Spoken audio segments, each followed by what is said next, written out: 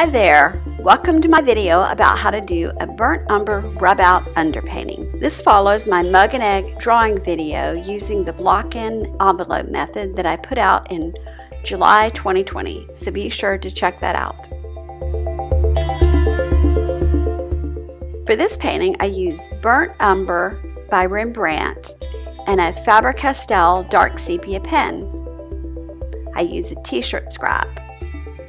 I start out redrawing over my graphite pencil with the sepia pen. This pen is a permanent ink and it will show through the oil paint so you don't lose your drawing as you would if you paint over graphite or charcoal. I use this opportunity to check my drawing, not simply trace the lines I've put down before. It's a subtle distinction, but I want to, at every stage of the painting, look for errors. Mistakes are much easier to fix at this stage of the painting, so as soon as you see them, go ahead and fix them. Some artists do a gray underpainting, and that's called a grisaille. This burnt umber rub-out is technically a type of grisaille that's called a brunaille because it's brown. I prefer the brown underpainting to the gray because it can be too cold. I find that burnt umber is an interesting color to paint over. When I paint cool colors over it, it looks kind of warm, and whenever I paint warm colors over it, it looks kind of cool. That can make an interesting effect if some of it peeks through in the later stages of the painting.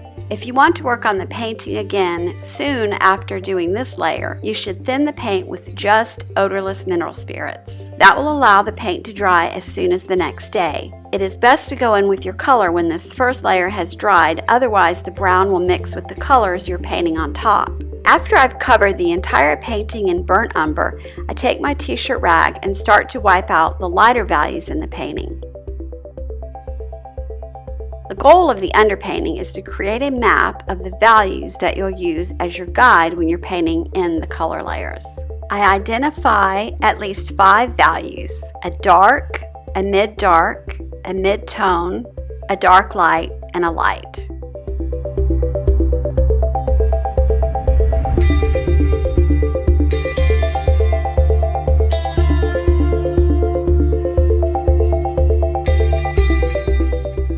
Never underestimate the power of turning your painting upside down, even when you're drawing from life or painting from life. This is especially helpful if you're working with ellipses.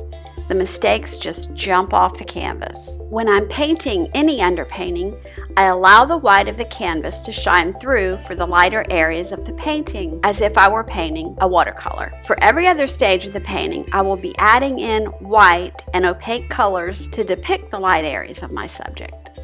If I wipe out too much paint, I can always go back in with a paintbrush and add more. I'm always correcting my drawing with every mark. Here I'm using a large, soft brush to drag across the surface of the painting to smooth any rough edges that have accumulated. Here I'm switching to a silver brush Renaissance cat's tongue sable to get some detail and a little bit more control than I was getting with the fan brush. The sable also makes a softer mark than the natural bristle of the fan brush. Toward the end, when I want to pull out small highlights, I'll use Q-tips. They work great for pulling out areas smaller than I can get with the t-shirt. This is the same burnt umber rub-out underpainting technique that I use for any subject matter. This technique works great on portraits, figure studies, and landscapes as well. I think this is a beautiful technique even as a finished painting. It's good to give everything one last look, checking the drawing, values, and edges. Don't fret over much though, because the only layer that matters in the painting is the last layer. So there's going to be plenty of paint on top of this and plenty of opportunity for you to get exactly the look you're after. If you'd like to find out about another way to start a painting, check out my color wash underpainting technique in a video that I released earlier this month, September 2020, also on Patreon. Thank you for subscribing.